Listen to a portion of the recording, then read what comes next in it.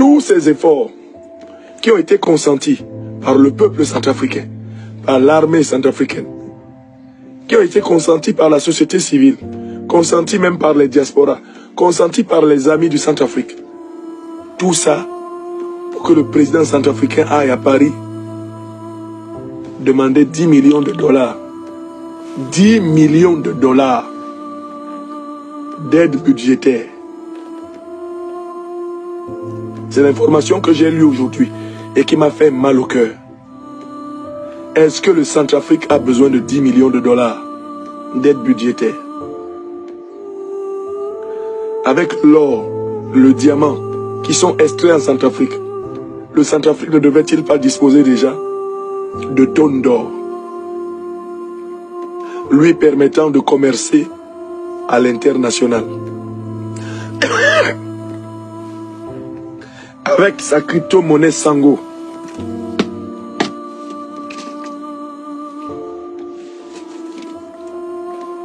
Avec sa crypto-monnaie Sango, le Centrafrique ne devait-il pas déjà être en capacité de payer en monnaie propre, directement d'économie nationale à économie nationale, les prestations dont il a besoin? Quelle honte se lever, venir à Paris pour demander 10 millions de dollars. 10 millions de dollars, c'est environ combien d'euros? 2 milliards d'euros, c'est 3 millions de dollars. 4 milliards d'euros, c'est 6 millions de dollars.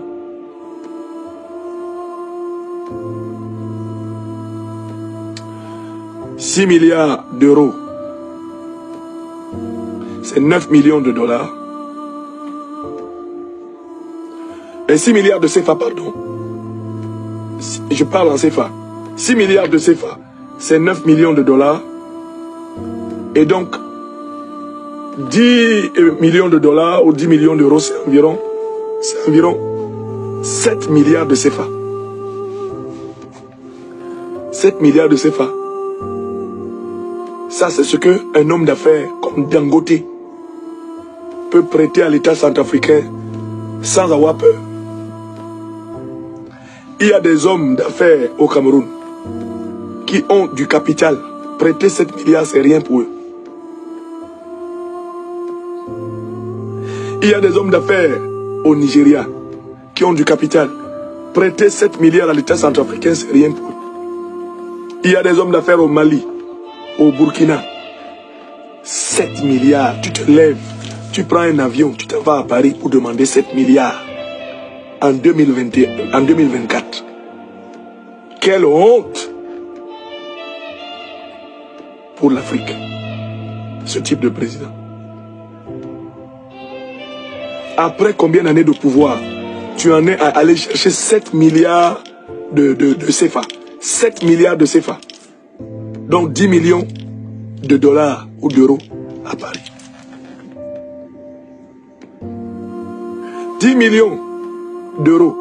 Mais les hommes d'affaires français, même pas les plus riches, ils en disposent, c'est leur argent de poche. Les hommes d'affaires nigériens, c'est leur argent de poche. Les Sud-Africains, les hommes d'affaires, c'est leur argent de poche. Ça. Comment tout un État comme la République centrafricaine peut en être toujours à l'impécuniosité dans laquelle il se trouve? Depuis 2016 que le président Touadéra est arrivé. On est en 2024, ça fait déjà 10 ans. Et l'État centrafricain n'est toujours pas solvable. Rien que ce fait-là ne devrait-il pas l'amener à conclure qu'il n'a pas, il ne maîtrise pas le sujet?